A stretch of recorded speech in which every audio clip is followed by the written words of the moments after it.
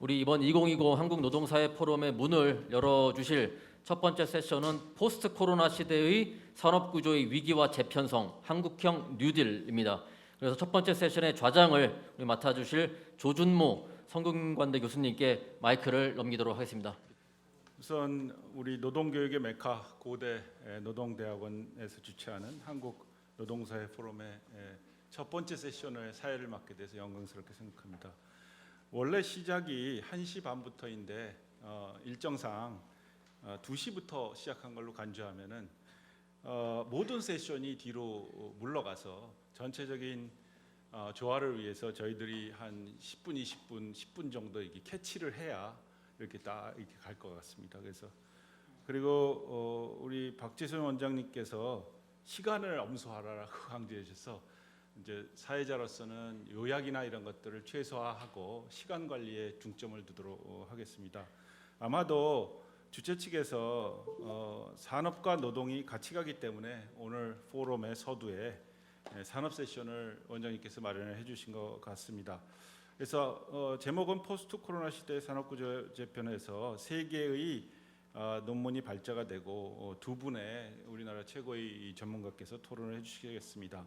근데 발제 유형이 조금 다른데 첫 번째는 포스트 코로나 시대의 산업구조 위기와 대응 방안에서 거시적인 총발제가 있을 것이고요. 할당 시간은 뭐 20분 이렇게 되어 있습니다. 그래서 우리 박상인 서울대 교수님께서 수고해 주시고 어디 계시죠? 여기 눈치 오셨네요. 그리고 일단은 제가 따로 소개시켜드리지 않겠습니다. 두 번째는 코로나 사태 이후 자동차 산업의 구조조정과 과제해서 쟁점 발제가 두 개가 있는데 첫 번째 쟁점 발제입니다. 그래서 15분 시간을 드리도록 하겠습니다. 그래서 조형재 울산대 교수님께서 수고를 해주시겠습니다. 어디 계세요? 예. 세 번째는 지역 상생형 일자리에서 또 하나의 쟁점 발제로 15분 발제를 해주시고 이것을 위해서는 김현철 군산대 교수님께 수고를 해주시겠습니다. 토론은 이문택 계명대 교수님께서 10분 수고를 해주시겠습니다. 그다음에 이항구 산업연구원 연구위원께서 10분 토론해 주시겠습니다. 어디 계시죠? 그래서 이렇게 하면은 70분이 다 갑니다. 그래서 청중께 1, 2분 질문을 시간을 드리고 그러면은 대개 한 80분 정도 되는 것 같습니다. 그럼 저희 세션이 무탈하게 다음 세션으로 바톤 터치를 이제 할 수 있는 것 같습니다. 그래서 제 이제 멘트는 절약하고 우리 박상인 교수님께 바톤 터치를 이어서 바로 하도록 하겠습니다. 네. 노동사회 포럼 첫 번째 발표를 하게 돼서 영광입니다. 제가 오늘 좀 소개하신 것처럼 거시적인 큰 틀에서 말씀을 좀 드리려고 합니다. 아시다시피 코로나19는 이동을 제한함으로 인해서 수요와 공급에 동시에 부정적인 충격을 주는 그렇게 함으로 인해서 실물 경제가 위축되는 효과를 가져오고 있습니다. 이런 실물 경제의 위축 정도는 앞으로 코로나19가 얼마나 지속될 것인가, 치료제나 백신이 어느 정도 개발이 되고 보급될 것인가라는 문제나 또는 2차, 3차 대유행이 발생하고 또 어느 정도 크기로 발생할 것인가, 그리고 여기에 대한 각국의 방역, 경제 정책이 어떻게 대응할 것인가라는 것들에 의해서 상당히 아직도 불확실한 측면이 강하다라고 볼 수가 있겠습니다.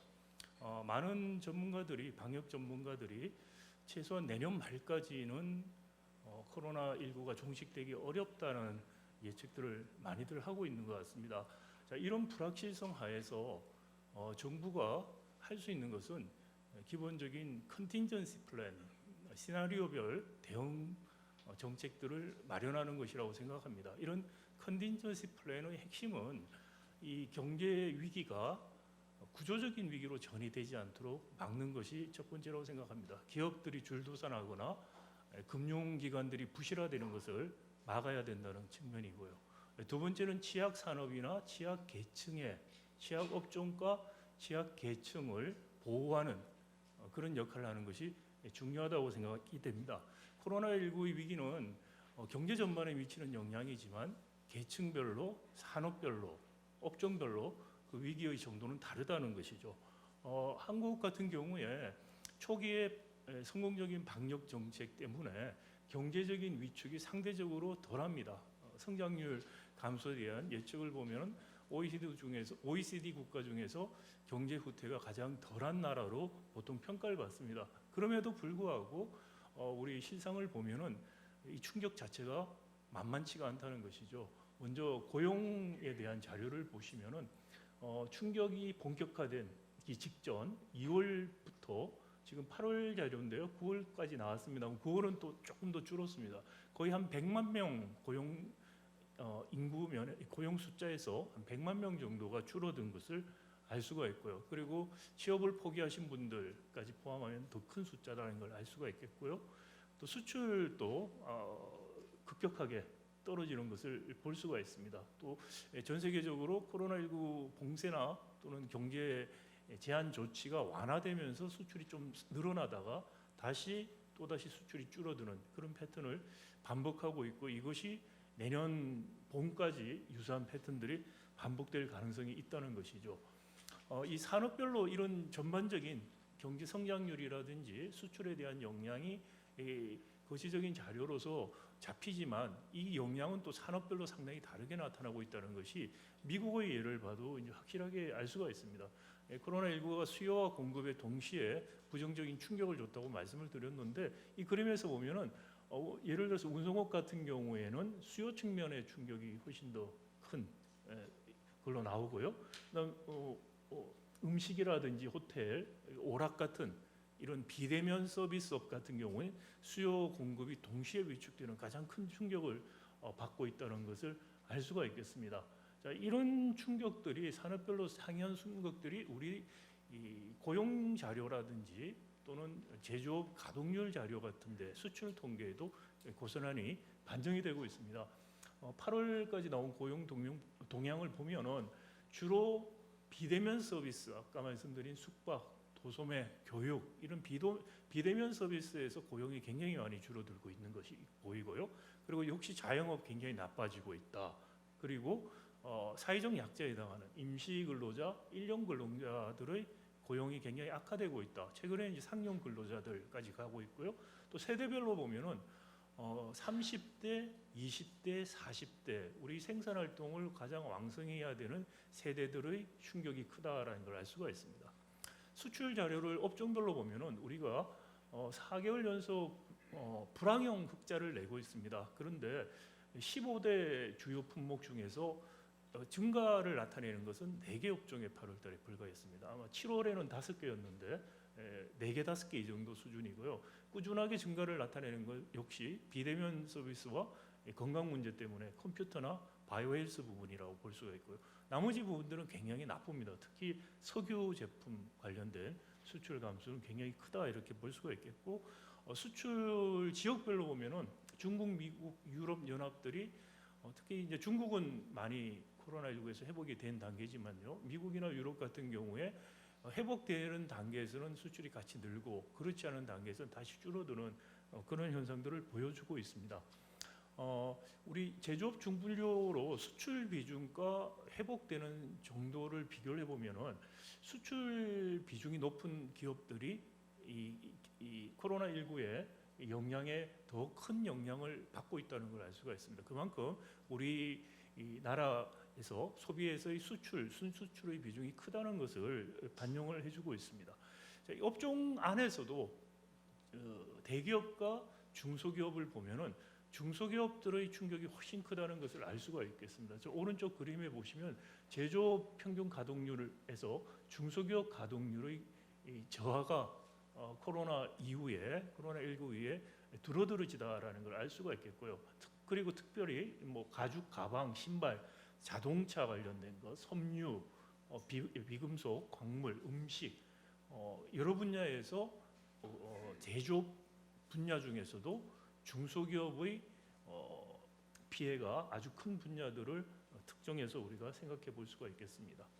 정부가 네 차례에 걸쳐서 추경을 하고 그리고 많은 금융 또 재정 지원 정책들을 발표를 했습니다. 시간이 많지 않아서 제가 일일이 이 부분은 말씀을 드리지 않겠습니다. 결론적으로 말씀을 드리면 이 네 차례의 추경 그리고 많은 한 100조 이상의 금융 지원 정책들이 발표가 됐음에도 불구하고 중소기업, 소상공인들에 대한 대책은 그 중에서 상당히 약하다 이렇게 생각을 할 수가 있겠습니다. 물론 각국의 금융 재정 대책을 보면은 금융 정책 대책이 더 주를 이루고 있습니다. 우리도 보면은 금융 대책이 재정 대책보다 훨씬 큽니다. 그런데 금융 대책 안에서도 보면은 대기업들 중심의 중견기업 이상 중심의 금융 대책이 주를 이루고 있고 중소기업 소상공인에 대한 금융 대책은 상대적으로 굉장히 취약하다 이렇게 이야기를 할 수가 있습니다. 우리가 흔히 2017년 말 중소기업, 중기업 그리고 소상공인 합쳐서 한 630만 이렇게 이야기를 하는데요. 이 프리랜서 자영업 이렇게 좀 제외하면은 최소한 한 300개 정도가 중소상공인이라고 할 수가 있습니다. 근데 여기에 금융 지원 자체가 지금까지 들어간 게 뭐 다 합쳐서 30조가 안 됩니다. 그래서 나눠서 생각을 해보시면은 굉장히 부족한 돈이 지금 들어가고 있다는 것이고요. 또 하나는 영세 중소기업 또는 자영업자들에게 금융 대책을 해서 금융 지원을 해주는데 사실상 은행이 나중에 이 돈을 회수할 가능성이 저는 없다고 생각합니다. 은행 부실화까지 사실 갈 수가 있고 결국은 나중에 재정으로 메꿔야 됩니다. 아예 재정으로 처음부터 이런 부분은 지원을 하는 게 더 맞다 저는 생각이 되는데 우리는 당장의 재정적인 부담을 덜기 위해서 그런 금융 지원 방식으로 했고 그 금융 지원 자체도 상당히 지금 부족하다 이렇게 말씀을 드릴 수가 있겠고요. 또 이 취약 업종뿐만이 아니고 취약 계층에 대한 지원도 굉장히 부족하다라고 생각이 됩니다. 고용유지금이라든지 또는 프리랜서 특수고용 노동자들에게 고용 안정 지원금 이런 것들을 지급하고 있습니다. 그럼에도 불구하고 액수 자체가 예산에서 크지가 않고요. 또 금액 자체도 크지가 않습니다. 50만 원씩 세 달 하는 것을 지금 두 차례 하고 있는 형편이기 때문에 충분한 지원이 이루어지지 않고 있다. 지금 말씀드린 것처럼 이 코로나19에 의한 경제 침체가 계속해서 1년 이상 지속된다고 하면은 이 정도 지원으로는 어려울 것이다라는 생각이 많이 듭니다. 내년도 예산안에 그러면 그런 가능성을 대비해서 충분한 예산 편성이 돼 있느냐? 전혀 반영이 안 돼 있습니다. 내년에도 아마 추경해야 되지 않을까라는 생각이 벌써 들 정도다라는 말씀을 드리겠고요. 아시다시피 고용보험에 사각지대에 있는 임금 노동자가 반 정도 되니까 고용보험의 혜택을 못 받는 사각지대 임금 노동자 문제도 심각하다. 이런 부분들이 코로나19의 취약계층에 대한 적극적인 지원이 부족하다라고 제가 말씀드리는 근거가 되겠습니다. 네. 자, 산업 구조 위기 문제가 제 발표의 주요 주제이기 때문에 이 부분을 조금 더 강조해서 말씀을 드리겠습니다. 코로나19, 포스트 코로나19 이야기를 하는데요. 이게 언제가 될지는 사실 장담하기 어렵습니다만은 지금 그 이전부터 일어났던 미중 간의 무역 분쟁이라든지 특히 트럼프 대통령의 그 고립주의, 미국 고립주의 정책 이런 것들이 탈세계하고 맞물려서 아마 미국 대통령 선거 결과에 따라서 좀 영향을 받겠지만 이런 흐름들이 포스트 코로나의 시대에 지속될 가능성이 크다라는 것이고요. 여기 산업적인 측면에서는 이른바 글로벌 서플라이 체인이 재편될 가능성이 상당히 커져 있다라는 것이죠. 거기에 따른 한국은 중국과 미국에 대한 수출이나 수입 의존도가 높은 상황에서 상당한 변화들을 받을 수 있다. 긍정적, 부정적 효과 다 있을 수 있다는 거 이걸 염두에 둘 필요가 있고요. 지금 논의는 되고 있지 않지만 저는 개인적으로 EU 붕괴 가능성이 굉장히 커졌다고 생각합니다. EU 브렉시트도 있고 지금 EU에서 지금은 뭉쳐서 재정 패키지들을 다 만들고 있는데 2008년 금융위기 때보다 훨씬 큰 재정적 부담을 안고 있는데 이것을 어떤 식으로 배분할 것인가라는 부분들이 코로나 충격이 일단 간 다음에 합의가 잘 이루어질 수 있을까라는 좀 불안감을 갖고 있습니다. 자, 이런 환경 변화와 더불어서 포스트 코로나19는 코로나19가 산업의 근본적인 특징의 변화를 유발할 가능성이 있다는 것입니다. 비대면 서비스들 많이 지금 하고 있고요. 디지털화가 굉장히 가속화될 가능성이 커졌다는 것입니다. 학교 수업 같은 경우도 저도 지금 줌을 통해서 수업하고 있는데 비대면 온라인 강의 이른바 이러닝이라는 아이디어가 있었지만 그걸 실제로 적용은 거의 안 되고 있었는데요. 코로나19로 인해서 할 수밖에 없는 상황이 하면서 어떻게 보면은 그 새로운 기술을 습득하고 활용할 때 드는 비용을 극복하는 계기가 됐기 때문에 이게 다시 대면 강의로만 하던 시대 같이 갈 것이냐 이런 이야기부터 플랫폼 산업들 더 가속화되고 있죠. 저도 플랫폼 그 지역 상권 때문에 좀 서포트하려고 가게 집 앞에 가게에서 늘 그 쇼핑을 했었는데 식료품 쇼핑을 했는데 이번에 코로나19가 좀 심화되면서 온라인으로 배송하는 걸 시켜봤습니다. 그거를 더 많이 하고 있어요 지금. 그럼 이게 끝나고 나서 온라인 배송 서비스 제가 완전히 끊을 것인가 제 자신한테 물어보면 자신이 없어요. 그러니까 이런 변화들이 있을 것이다. 플랫폼 산업이 확산되고 플랫폼 노동의 문제가 확산되고 본질적으로 독점 문제, 불평등 문제, 노동 조건의 악화 문제 같은 게 같이 올 것이다라는 생각이 들고요. 저성장 기조가 2008년 이후에 전 세계적인 저성장 기조가 더 심화되고 지속될 가능성이 커졌다라는 것을 들을 수가 있겠습니다. 또 한편으로는 환경이라든지 기후 문제들이 더 심각하게 인식되면서 우리 같이 환경이나 기후에 취약한 중화학공업 산업 구조를 갖고 있는 나라들은 굉장한 압박에 더 직면할 것이다라는 이제 생각을 해볼 수가 있겠습니다. 이런 코로나19 또는 포스트 코로나를 생각해 볼 때 위기가 기회가 될 수 있다라는 좀 적극적인 생각을 해볼 필요가 있지 않을까 싶습니다. 이런 위기 충격이 없었더라면은 우리가 바꾸기 어려웠을 것들을 바꿀 수 있는 기회다. 그게 이제 뉴딜의 아이디어라고 저는 생각이 됩니다. 그런 긍정적인 좀 방향으로 생각을 해볼 수도 있지 않을까. 그렇게 해야 된다 저는 생각을 하고요. 그러기 위해서는 좀 더 적극적인 산업 구조 조정과 경제 구조 조정을 할 필요가 있다라는 생각이 듭니다. 산업 구조 정책과 관련해서 지금 주제하고 맞지 않 지금 주제하고 정확히 일치하지 하고 있는 플랫폼 산업 문제라든지 그 기후 문제, 고탄소 배출 이런 문제를 일단 제가 차치하고요. 두 가지 산업 정책 문제를 조금 더 말씀을 드리겠습니다. 하나는 이 코로나19로 인해서 실물 충격이 왔고 코로나19 이후에도 그 수요 수준이 과거의 코로나19 이전만큼 회복되기 어려워 보이는 산업들이 있습니다. 항공산업 그리고 오프라인 도매 산업 그리고 여행산업 이런 것들이 그 산업들이라고 생각합니다. 이런 산업에서 구조조정이라는 게 불가피합니다. 어떻게 할 것인가라는 문제 하나 제가 제기하고 싶고요.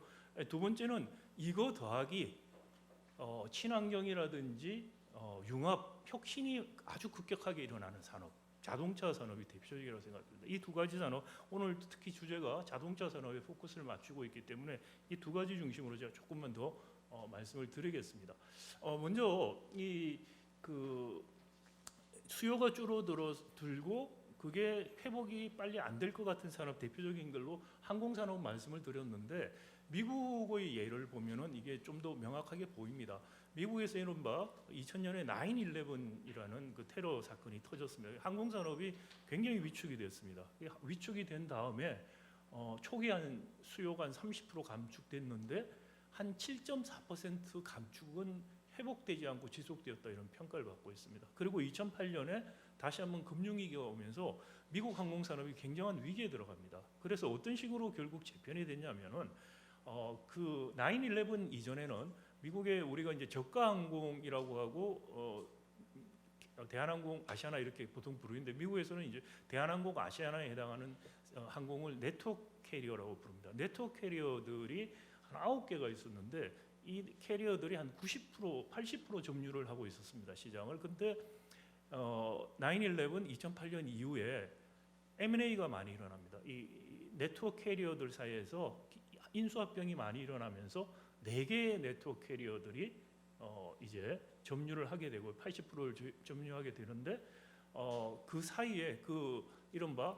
틈새 시장에 이른바 저가 항공, LCC라고 하는 저가 항공이 성장을 하는 그런 구조적인 변화가 일어납니다. 우리는 좀 상황은 다릅니다. 우리는 이미 저가 항공이 굉장히 많이 들어와 있고 네트워크 캐리어 두 개라고 있는 대한항공과 아시아나 중에서 하나가 없어질 것 같지는 않습니다. 아시아나를 어떻게 처리할 것인가라는 문제, 그리고 이 M&A를 통해서 구조조정이 일어나는 산업은 저가 항공 위주가 돼야 되지 않은가라는 생각이 들고요. 그러면 지금 우리가 갖고 있는 이 펀드 사용하는 부분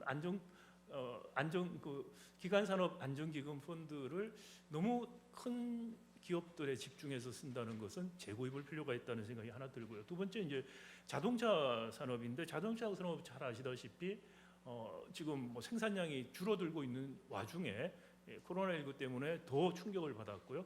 또 그리고 이 어떤 와중이냐면은 친환경 자율주행으로 옮겨가는 와중에 있습니다. 그래서 많은 주요 국가들이 미래차 육성 정책을 내놓고 있는데 인프라라든지 또 이게 실험할 수 있는 테스트할 수 있는 단지, 그다음 또 법제 이런 것들을 주목하고 있습니다. 우리도 이런 건 하고 있습니다. 근데 한국 자동차 산업의 특수성 때문에 우리는 더더구나 노사정 최소한 산별 수준의 노사정이 꼭 필요한 부분이라는 생각이 듭니다. 왜냐하면은 자동차 우리는 완성차가 현대 기아가 거의 80% 점유하면서 사실상 독점이고, 그리고 부품 산업들이 거의 전속 계약 관계에 있습니다.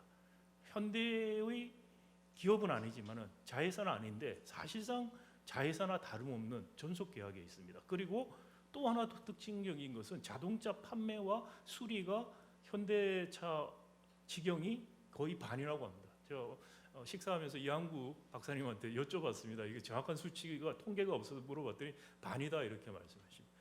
이게 한꺼번에 조정을 받아야 된다는 게 굉장한 사회적인 문제를 일으킬 수가 있습니다. 뭐 현대차 노동조합에서도 전기차로 가는 생산 계획을 현대차가 그대로 이행을 하면은 한 70% 정도 부품, 내연기관 부품들 없어지고 일자리 없어지는 거 30%인가 이 정도 예상을 하고 있습니다. 근데 참 아이러니한 것이 아시다시피 현대차는 노사협약에 의해서 정규직이 나가면 정규직을 뽑게 되어 있습니다. 그래서 어떤 일이 벌어졌냐? 정규직을 안 뽑았습니다. 그래서 비정규직만 뽑고 정규직은 나이가 많아요.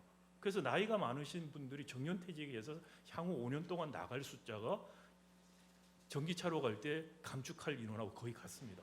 노사 합의를 통해서 신규 인원 충당을 안 하면은 생각보다 구조조정을 할 수가 있어요. 뭐 그러기 위해서 노동조합 쪽에 저는 노동이사제 같은 거를 사측에서 양보해서 서로 신뢰관계를 구축하면 되지 않을까 생각하는데, 그보다 더 중요한 것은 부품 생산업, 내용 기관하고 관련된 부품 생산업체, 그리고 서비스 카센터, 판매점 이런 쪽에도 대규모 구조조정이 필요해요. 그런데 이것은 현대자동차 내 노사협의로 될 수가 있지가 않습니다. 법적으로 그렇지가 않습니다. 지역경제, 경남, 창원, 울산 이런 특정 지역경제에 미칠 영향은 엄청납니다. 군산에서 이미 나타난 것 이상의 문제가 생길 것입니다. 이것을 해결하기 위해서는 정부까지 포함한 노사적 협의를 통해서 원활한 구조조정이 이루어져야 된다는 것입니다. 자, 이런 상황에도 불구하고 한국형 뉴딜이라고 나온 것은 너무나 제가 보기에 비겁합니다. 한국형 뉴딜은 뉴딜 정책에서 3R이라고 그러죠. 리커버리, 리컨스트럭션, 그리고 리폼입니다. 재건과 구제 쪽에 그래서 재정 지출을 했던 그 아이디어를 가지고 대부분 쓰겠다는 것이 한국형 뉴딜의 기본 아이디어입니다. 뉴딜의 가장 핵심이라고 할 수 있는 리폼이 빠져 있습니다.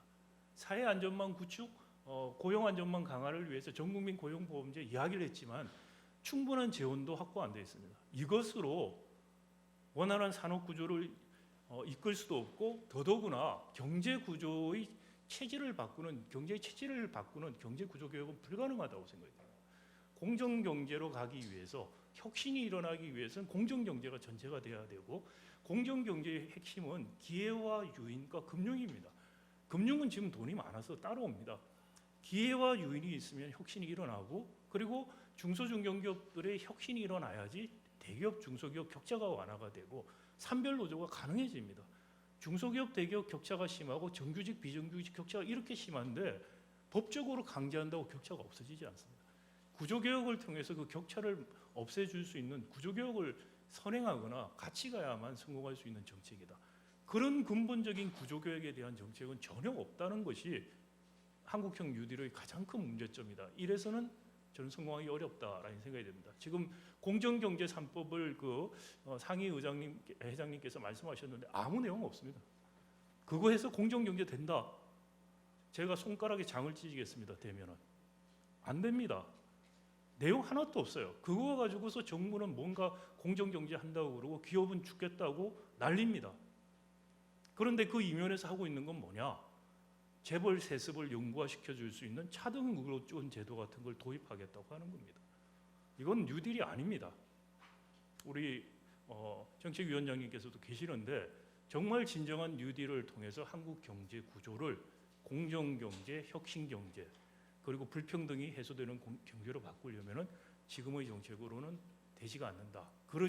그런 근본적인 구조를 바꾸는 정책과 산업 구조를 바꾸는 산업 구조 조정이 같이 가야만이 그래야만이 포스트 코로나 시대에 우리가 살아남을 수 있고 전화 위복의 계기로 만들 수 있다는 말씀을 다시 한번 강조하면서 제 발제를 마치겠습니다. 감사합니다. 예, 박상인 교수님에 이어서 자동차 산업에서 코로나 이후 구조조정이 어떻게 진행되고 있고 어떤 것이 과제인가를 시간을 지켜서 말씀드리도록 하겠습니다. 일단 원론적인 차원에서 구조조정이 무엇인가를 좀 간단히 생각해 볼 필요가 있을 것 같은데요. 그냥 말 그대로의 구조조정의 의미는 그러니까 기업이나 산업의 단위에서 경제 환경에 대응하여 경쟁력을 유지하기 위해서 기존의 구조를 변화시키는 재구조화하는 것을 의미하는 거죠. 근데 이제 그것을 세 가지 정도의 유형으로 나눌 수가 있을 것 같습니다. 그냥 직접적으로 얘기하면 비용을 절감을 하자. 그러니까 원가를 갖다가 어떻게 하면 줄일 수 있을까? 그랬을 때 가장 줄이기 쉬운 게 인건비니까 고용을 감소하고 또 인건비를 줄이는 이런 원가 절감의 구조조정이 있을 수 있고요.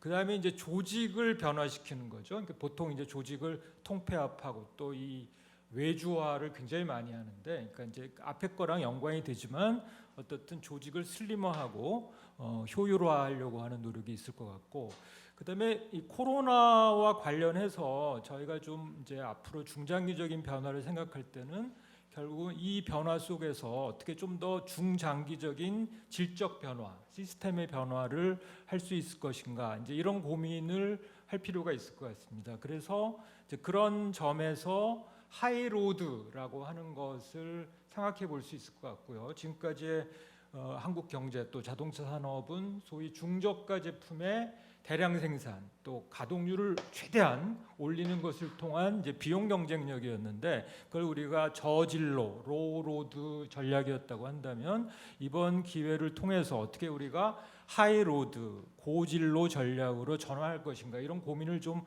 해볼 필요가 있을 것 같습니다. 자, 지금 뭐 이런 여러 가지 변화들에 대해서는 다시 제가 말씀 안 드릴 거고요. 여기 이한구 박사님이나 우리 이문택 교수님의 도움을 많이 받았습니다. 그래서 이제 이런 변화가 진행되고 있는데, 제가 강조하고 싶은 것은, 그러니까 우리 그 IMF 직후, 그러니까 90년대 후반의 그 변화와 상당히 다른 것은, 이제 그때는 기억하시겠지만 주요 재벌 대기업들이 흔들렸었고, 그러면서 이제 도산하는 기업도 있었고 또 인수합병되는 기업도 있었고, 그러면서 대량 인원에 대한 구조조정이 일어났죠. 대량 해고와 그런 의미의 이 인력 구조조정이 일어났었고, 그것이 굉장히 심한 노사 갈등을 빚었습니다. 근데 지금은 물론 앞으로 두고 봐야 되겠지만 아직까지는 대기업들은 상대적으로 타격을 덜 받고 있고, 또 한편으로 역사적인 교훈일 수도 있는데, 그런 식으로 그냥 무지막지하게 가동률이 축소되는 것만큼 인원을 절감하면 된다, 이런 식의 사고는 못하는 것 같아요.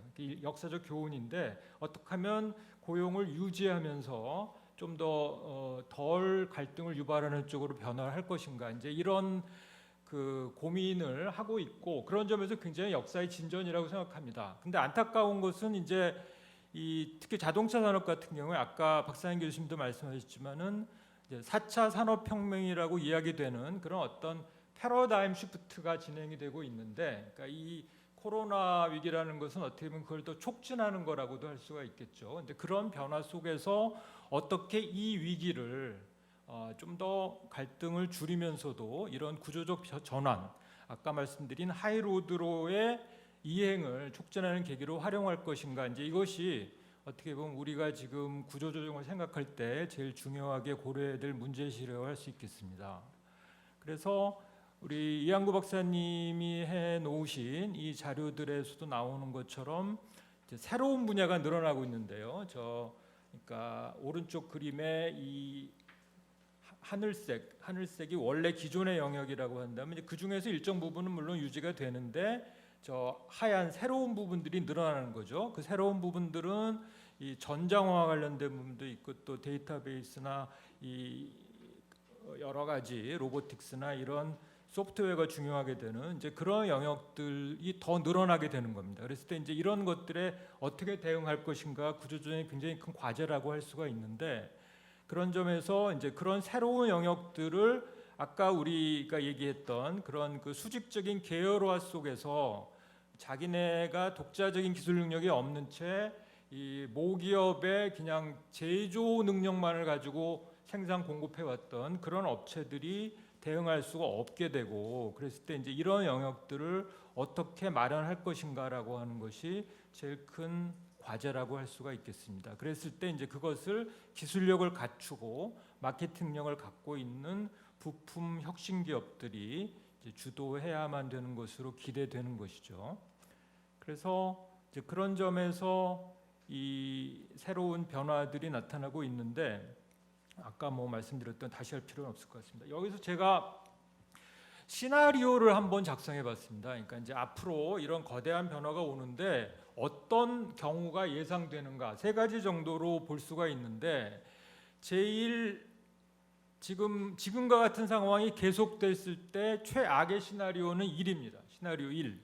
그랬을 때 모기업도 이 미래차 패러다임 전환에 소극적으로 대응하면서 부품업체도 그냥 관성대로 가는 이런 상황이 계속됐을 때, 물론 거기 대립정도사 관계도 같이 포함이 되는 거죠. 그랬을 때 부품업체들의 기술 혁신이 제대로 추진되지 못하면서 노동 배제적인 자동화, 일자리 감소, 지금 현재 이런 경로 의존성을 갖고 있는 것이죠. 여기에는 대립정도사 관계도 많이 작용한 것 같은데 이렇게 가게 되고, 그러면 장기적으로는 산업 경쟁력의 약화와 일자리의 대량 상실, 이런 모든 거에서 위기에 직면할 가능성이 크다. 그다음에 시나리오 3은 어떻게 보면 산업 경쟁력의 측면에서는 자동차 산업이 살아남을 것 같은데, 이제 이 노동의 측면에서 일자리의 측면에서는 굉장히 재앙 같은 상황이라고 할 수가 있습니다. 어떻게 보면 지금 정의선 회장이 취임한 현대차가 이 길로 가고 있다고도 볼 수 있습니다. 소위 이 모빌리티 솔루션 서비스 기업으로 선언을 했고, 그러면서 부품업체한테 너희들의 살 길을 알아서 찾아라. 우린 더 이상 너희들을 보호해 줄 수 없다.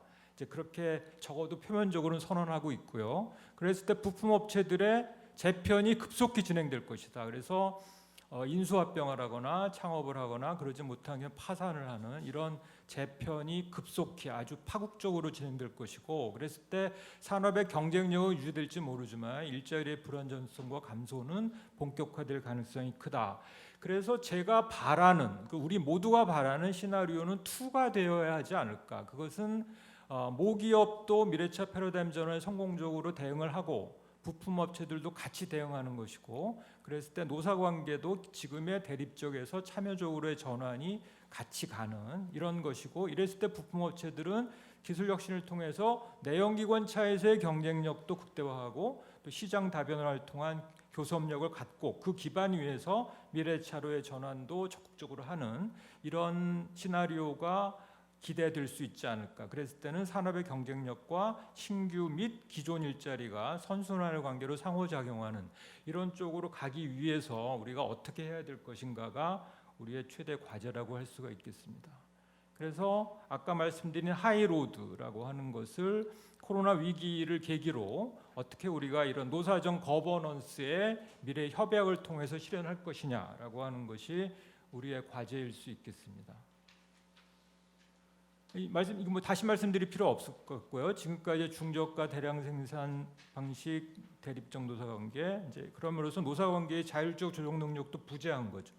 이런 것이었는데 이제 이렇게 가야 된다. 그래서 이 경쟁력이라고 하는 것이 고품질, 고숙련 그리고 이제 그걸 위한 고용 안정을 전제로 한 상태의 인적 자원 개발, 그다음에 교육 훈련에 대한 투자가 이루어져야 될 것이고요. 그런 것은 이 기능적 유연성을 중심으로 하면서 이 수량적 유연성도 물론 존재해야 되지만 최소화하는 이런 것이 수반되고, 그러면서 이게 이제 이 수요 변화에 대한 유연성의 문제이기도 하지만 길게 보면 미래차로의 전환이 어느 만큼 이루어질지를 지금 정확히 예측하기가 어렵습니다. 그래서 우리 많은 전문가들이 얘기를 하기에 대략 2035년 정도 되면은 이 미래차와 내연차가 한 절반 정도로 될 거다라고 얘기를 하는데 그 자체가 여러 가지 변수들에 의해서 불확실하기 때문에 그런 것들에 어떻게 유연하게 대응할 수 있는 생산 유연성을 확보할 것이냐라고 하는 것이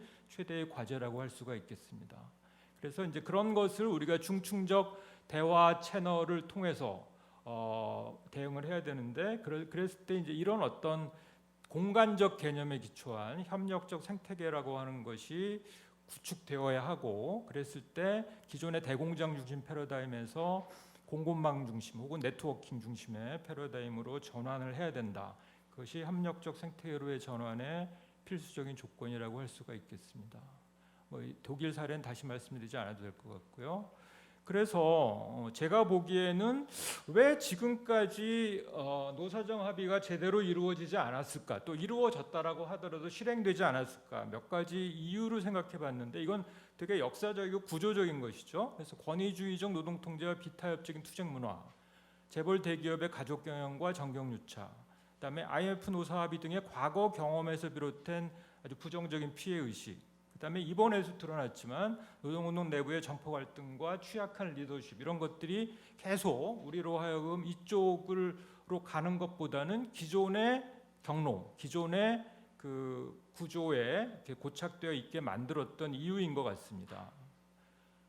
근데 이제 노조도 겉으로 얘기할 때는 적어도 비슷한 이야기를 하는데 잘 안 되는 것이죠. 그래서 지난번에 7월 28일 날 노사정 협약이 이루어졌는데 이제 막판에 민주노총은 빠졌지만 어떻든 이것은 협약이 이루어지고 지금 지속되고 있는 것이죠. 근데 안타까운 것은 정보갈 순위를 하는데 민주노총의 구성원들이 이런 노력에 동참하고 있다고 하기는 어려운 것이죠. 그래서 어떻게 이것이 다시 합의가 되고 재가동되고 추진력을 얻을 수 있을 것인가가 참 어려운 과제일 것 같고요.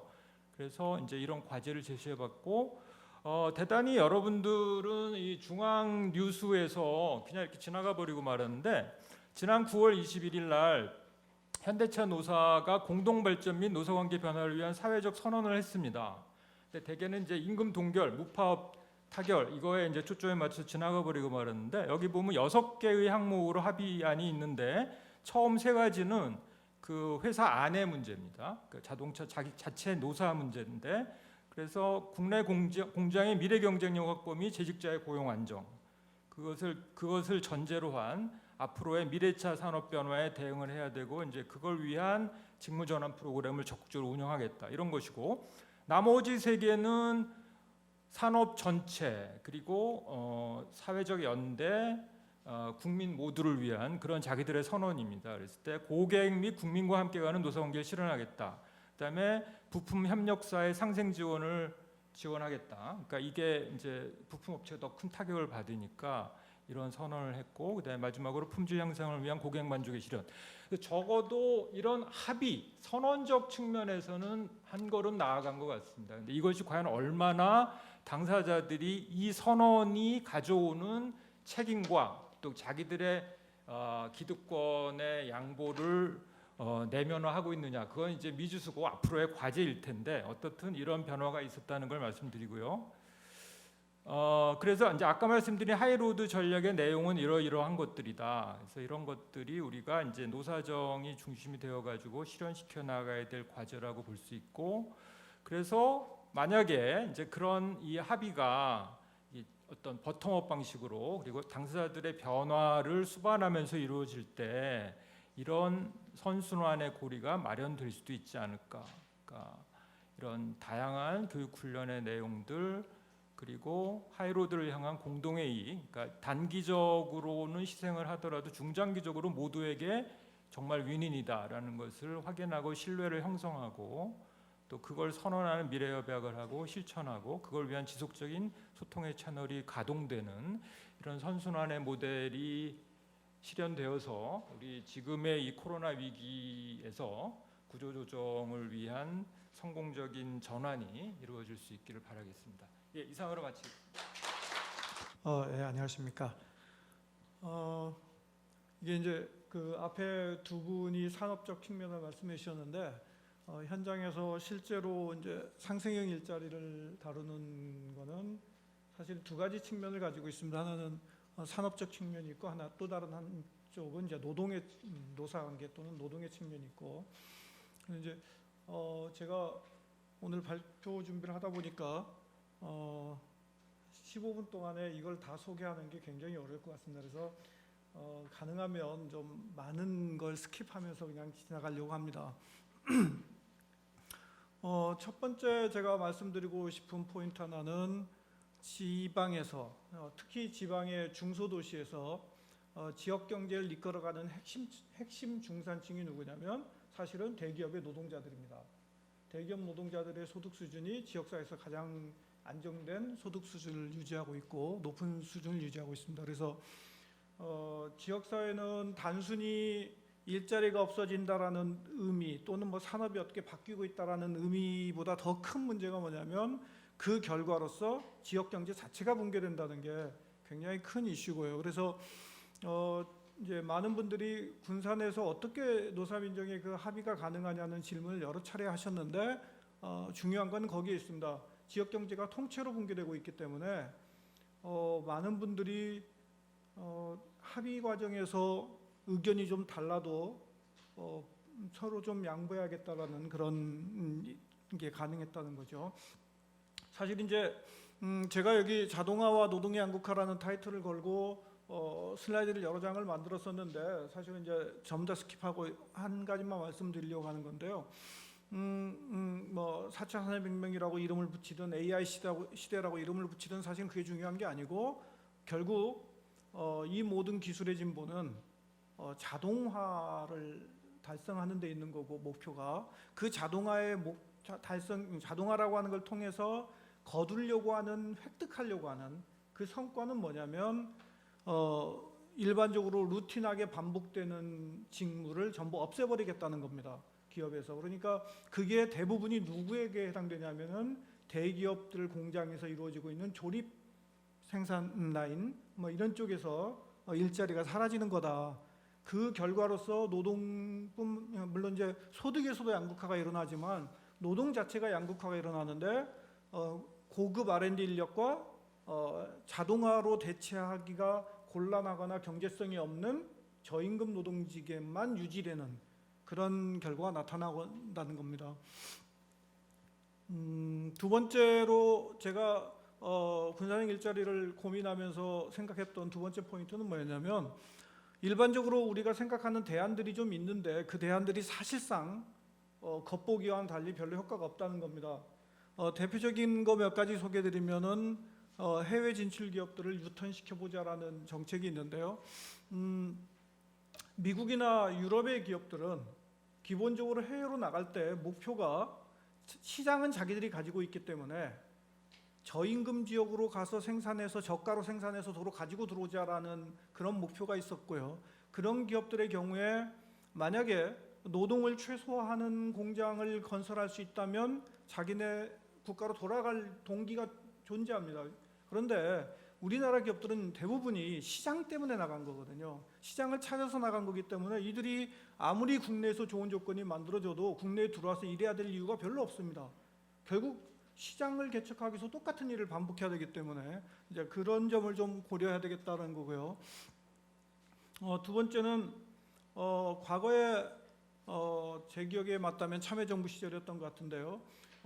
그 클러스터 혁신 클러스터 정책 이런 주장들이 굉장히 많았습니다. 그런데 이 정책 역시 한계가 있다. 어떤 한계가 있냐면은 혁신 클러스터라고 하는 것이 지방에서 가능해지려면, 다시 말하자면 기존의 산업단지가 혁신 클러스터라고 이름을 붙일 수 있는 그런 구조로 가려면 기본적으로 인재가 그 지역에 거주하면서 그쪽에서 네트워크를 만들어야 되는데 우리나라에서는 인재는 전부 서울에만 살아야 되거든요. 오늘 이 한국사회 포럼이 지방에서 이루어졌다면 관심을 끌 수 있었겠냐는 거죠. 이게 굉장히 큰 문제입니다. 그래서 실제로 적어도 군산의 경우에 혁신 클러스터 정책은 저는 실패했다고 봐요. 인재가 전혀 머물러 있지 않기 때문에 불가능했다. 다시 말하자면 결국 산업단지 정책에서 전혀 나아간 게 없다.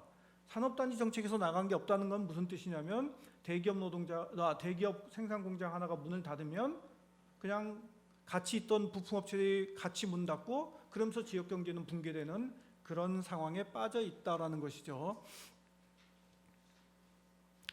또 세 번째는 이제 아까 우리 앞에서 자동차 산업이 지금 이슈가 돼서요. 왜냐하면 저도 자동차를 하고 산업을 가지고 이야기를 하고 있고 그래서 이슈가 되고 있습니다만은 현대자동차가 과연 구조 개편을 할 수 있겠느냐라는 이 이슈가 있습니다. 다시 말씀드리면 대기업이 산업의 그러니까 이게 구조조정과는 좀 다른 개념입니다. 그러니까 산업의 개편이 벌어져야 되는데 지금 내연기관차가 전기자동차로 또는 친환경 자동차로 변화하는 그런 변환이 일어나야 되는데 그 변환 과정에서 가장 중요한 문제는 뭐냐면 현대자동차와 같은 대기업이 전환을 빠른 속도로 하게 되면 앞에서 우리 조 교수님께서 지적하셨듯이 굉장히 심각한 문제가 생깁니다. 부품업체가 줄도산해야 되고 고용 상황이 굉장히 심각하게 나빠지고 그러면 그런 대기업들은 서서히 변해갈 건데 이 서서히 변해가는 것을 그대로 구경만 하고 있으면 그러면 자동차 산업에서 한국의 위치는 굉장히 위험해진다는 거죠. 그러니까 결국 우리는 무언가 벤처라고 하는 새로운 틀을 통해서 이 변화를 계속 추적해가는 따라가는 작업을 먼저 하고 있어야만 대기업이 나중에 전환을 하든 또는 따라갔던 기업들이 대기업이 되든 어떤 자동차 산업이 생존 가능한 그런 기반을 계속 가져갈 수 있다라는 겁니다. 두 번째 이제 우리 코로나19 상황에서 여러분들이 앞에서 두 분이 계속 지적을 하셨기 때문에 저는 그냥 두 가지만 강조하고 싶은데요. 코로나19 상황에서 여전히 중요한 화두가 하나는 저는 제조업이 여전히 중요하다라는 화두가 확인됐다고 저는 생각을 해요. 그러니까 이 서비스업이라는 거는 비대면화하는데 한계가 있는 분야가 굉장히 많고 제가 여기 뭡니까 디즈니 월드의 수익 이런 거 좀 통계 담아놨습니다만은. 그러니까 서비스업에서의 한계. 그렇다면 제조업은 그러나 여전히 유지되어야만 한다. 그게 줄어들 수는 있지만 폭락하지는 않는다는 겁니다. 그래서 제조업은 유지돼야 된다는 거고요. 두 번째는 글로벌 공급 사슬의 위기가 계속해서 반복돼 왔는데 좀 관점을 다르게 봐야 될 문제가 하나 있다라는 겁니다. 하나는 후쿠시마 원전 사고가 났을 때 그 후쿠시마가 전자 자동차 부품 산업 단지였습니다. 그래서 약 3개월 이상 전 세계적으로 전자 자동차 부품의 공급이 중단되고 그래서 그 공장 가동이 굉장히 줄어드는 또는 멈추거나 하는 일들이 벌어졌지만 그거는 공급선 다변화라는 정책을 통해서 기업들이 극복할 수 있었다는 거죠. 두 번째는 미국발 글로벌 금융위기가 많은 기업들의 도산을 가져오면서 역시 또 공급에 문제가 있었지만 이것도 역시 국가들이 양적 완화라는 정책을 통해서 아무튼 1년 정도 시기가 지나면서 극복이 가능했었다. 그런데 문제는 이 코비드-19이라고 하는 이 문제는 범위와 지속성 그리고 반복성이라는 측면에서 전혀 다른 애라는 겁니다. 그래서 이게 글로벌 공급 사슬이 시도 없이 계속해서 문제를 일으킬 것이다. 그렇다면은 과거처럼 부품을 인건비가 싼 데로 내보내서 가져와야 되는 게 아니고 국내에서 공급 사슬을 구축하는 게 굉장히 중요해졌다라는 그런 측면을 저는 지적하고 싶습니다. 이게 산업적인 측면에서의 제 고민들이었고요. 이제 상생의 일자리 뭐냐? 지방의 중소도시에 살고 있는 제 입장에서 상생의 일자리는 저한테는 굉장히 중요한 전환점이었습니다. 이게 무슨 뜻이냐면 지역사회에서 끊임없이 지역 문제를 고민하고 살아왔지만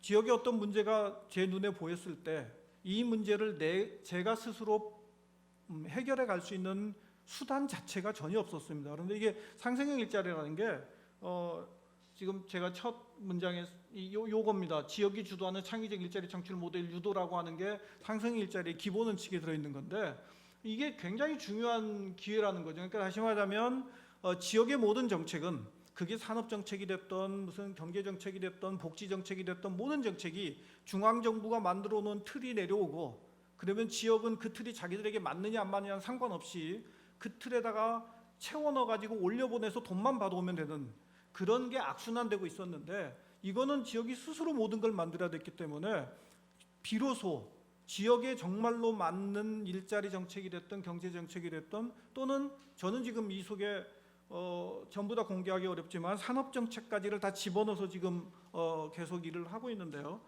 이런 거를 우리가 직접 하게 됐다라는 점에서 지방자치에 굉장히 중요한 전환점이 됐다라고 저는 평가를 하고 싶습니다. 그래서 군산형 일자리에서는 제가 지금까지 고민했던 것들이 조금씩 다 이제 이렇게 당겨져 있습니다. 우선 제조업 일자리를 만들어야 되겠다라는 목표도 있었고요. 그다음에 노동자를 위한 생산 방식에 대한 고민 이거는 제가 적어도 뭐 20년 이상을 고민해왔던 이슈였던 건데요. 수공업 생산 방식 때는 장인들이 생산했기 때문에 노사 문제라는 건 아예 존재하지도 않았었는데 그게 대량 생산 방식으로 오면서 노사 문제라는 게 생긴 거고요.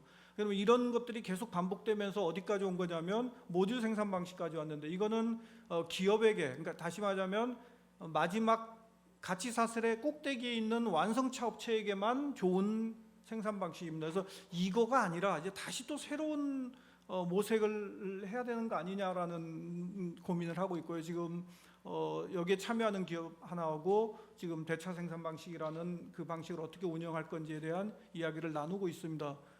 그래서 이걸 통해서 이게 지금 이 노동 현장이 굉장히 노동자에게 친화적인 그런 노동 현장이 만들어져야 된다라는 그런 목표를 하나 가지고 있습니다. 클러스터 전략의 그늘 때문에 군산형 일자리에는 여러 개의 기업이 참여하고 있습니다. 복수의 기업이 참여하는 것 때문에 제가 정부와 굉장히 오랫동안 논의를 하고 굉장히 설득하려고 애를 먹었는데요.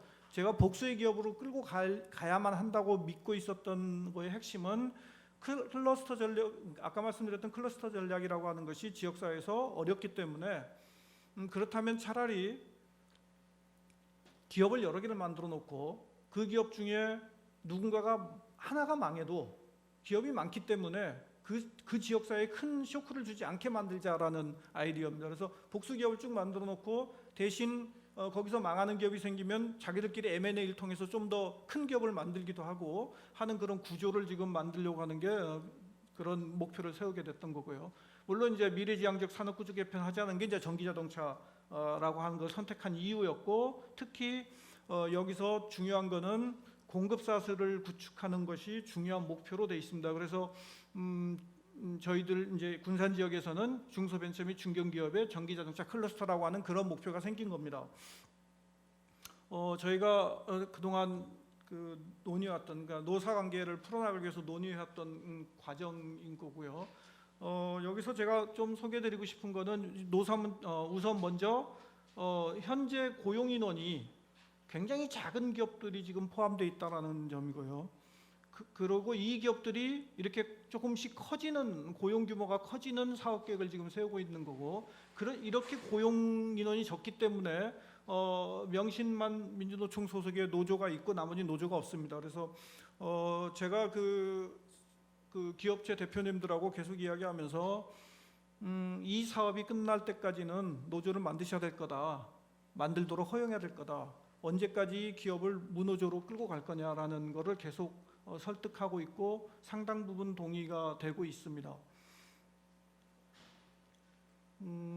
제가 이제 시간이 얼마 없기 때문에 제가 생각했던 상생의 세 가지 측면이라고 하는 게 원화청 상생, 노사 상생, 그리고 지역사회 상생. 사실 뭐 대부분 생각할 수 있는 이슈들인데 원화층 상생과 노사 상생은 이미 일반화된 이야기지만 지역사회 상생이라는 개념은 이렇습니다. 한국GM 군산공장이 경영이 어려워지니까 시민들에게 GM차 사주기를 해달라고 하소연을 해가지고 사실은 시민들이 상당히 많이 샀습니다. 심지어 저희 대학에서도 GM차를 사면 보조금을 주기까지 했어요. 그런데 공장 문을 닫겠다고 하면서 단 한 번도 지역사회에 말한 적이 없습니다. 그냥 노동자들한테 우편으로 당신 해고됐어라고 보낸 게 끝이에요. 그래서 이런 식의 관계는 절대로 건전하지 못하다라는 그런 생각을 가지고 있습니다.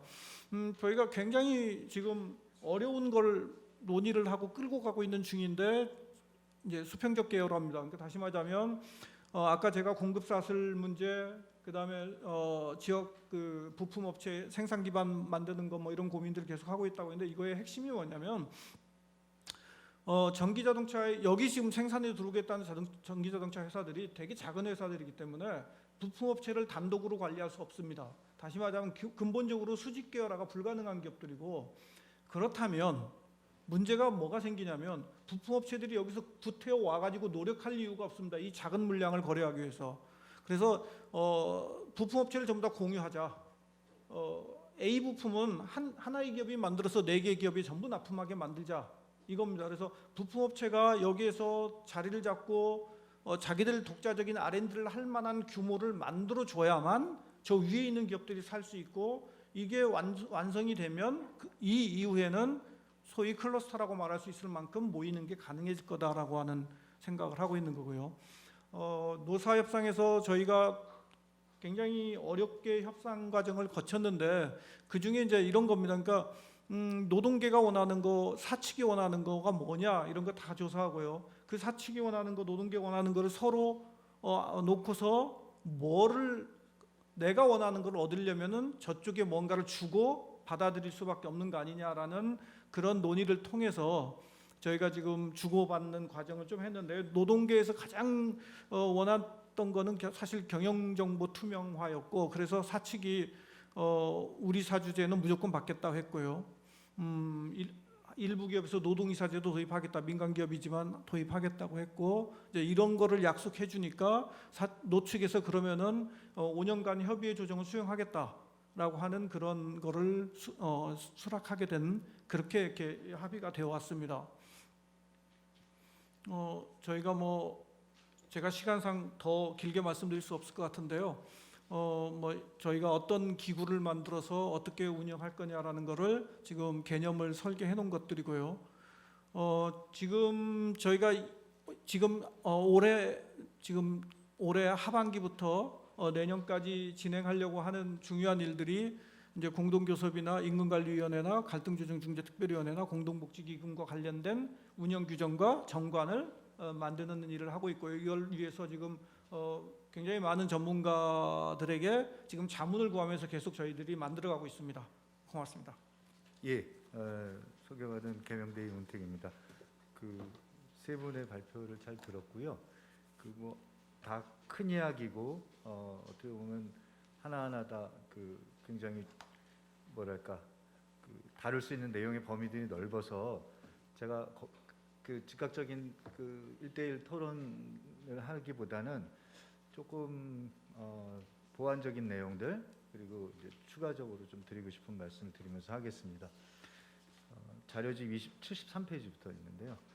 일단 저는 지금 이제 자동차 산업 위기 앞에서 박상현 교수님은 이제 좀 큰 그 전환기의 국면들을 설명해 주셨고 자동차 산업도 이제 두 분이 조금씩 포인트는 다르지만 말씀해 주셨는데 이 산업 구조 조정을 저는 지금 경기 순환적으로 보는 거는 좀 피하는 게 좋겠다라는 게 제 그 논의의 일단 출발점입니다. 우리 보통 이제 그 정치 경제를 보면서 대전환기라고 할 때는 축적 체제 패러다임이 이제 완전히 바뀌었다는 거거든요. 그걸 요즘 이제 뭐 한국에서는 이상하게 정치인들이 4차 산업혁명을 자꾸 선호하다 보니까 어제도 어디 저기 경인사연 발표 토론하는데 또 4차 산업혁명 시대 뭐 고용 뭐 사실은 이제 학술적으로는 요즘 이런 표현을 잘 안 씁니다. 바깥에 보면 거의 다 경제 디지털화, 노동의 디지털화, 뭐 디지털 전환 이런 표현을 쓰고요. 4차 산업과 AI를 이렇게 사랑하는 민족이 됐는지 잘 모르겠는데 하여튼 제가 보기에는 그 디지털 전환에서 다룰 수 있는 부분은 굉장히 작다. 너무 좀 그런 부분에 초점을 물론 이제 두 분은 그러시진 않으셨지만 그래서 대전환기의 가장 큰 특징을 먼저 좀 설명을 드린다면 저는 지금 코로나 때문에 굉장히 많은 변화가 있긴 하지만 실질적으로는 2008년 위기 이후에 전환기의 그 위기가 계속되고 있다라고 봅니다. 물론 그 당시엔 서프라임 모기지라고 해서 직접적으로는 생산에 출발하지는 않았죠. 대출 문제였는데 지금은 바로 생산의 문제 출발을 하고 있지만 당시의 대침체 위기가 지금 계속되고 있고 이미 또 자동차 산업 자동차 산업은 이미 작년에도 코로나 전에 이미 국제적으로 논의가 됐어요. 중국에서 수요가 확 줄었거든요. 그래서 이미 그 당시에 중국 소비시장 위축되면서 그 자동차 산업의 생산 축소 위기는 이미 시작된 거고요. 전지구적으로. 두 번째 이제 금융위기 가속화 문제는 앞으로도 계속 문제되는데 올해 코로나 터지면서 제가 우연히 올 초에 뭘 발표하다가 보니까 2020년 올해 1월 현재 전 세계에 풀린 그 금융채권이 1경 7천억 규모입니다. 지금 거의 다 제로 마이너스죠. 제로 금융 이자율이. 그러니까 이거는 무슨 얘기냐면 어디서 잘못된 시그널로 도미노 현상이 벌어지면 앞으로 돈 구경하기 쉽지 않다는 얘기입니다. 쉽게 말하면. 세 번째는 아까도 조영재 교수님 어디서 잠깐 하셨는데 국채은행에서는 돈 풀지만 민간은행은 그대로 따라하지 않습니다. 결국은 항상 국채은행에서 돈 풀려고 하면은 민간은행은 그때 이제 자기네 회수하려고 그러거든요. 그러니까 디버리지 위기가 항상 존재합니다. 이랬을 때 이게 이제 유동성 공급 문제가 항상 발생할 수 있다. 그래서 정부 정책의 한계가 있을 수도 있는 굉장히 큰 위기 국면들이 저는 있다라는 걸 먼저 말씀드리고요. 대전환의 특징 하나 간단히 또 말씀드리자면 아까 이제 위기가 중첩됐다고 보는데 제가 볼 때 첫 번째는 아까 이제 금융위기고요. 두 번째는 디지털 전환입니다. 우리가 보통 말하는 4차 산업혁명인데요. 이거 이제 사실 오래된 겁니다. 지금 막 요즘 있는 것처럼 얘기하는데 사실은 70년대 이미 컴퓨터라이제이션 자동화 과정 되면서 시작된 것들이고요. 공장 문제가 이제 자동화된 것들은 최근의 문제죠.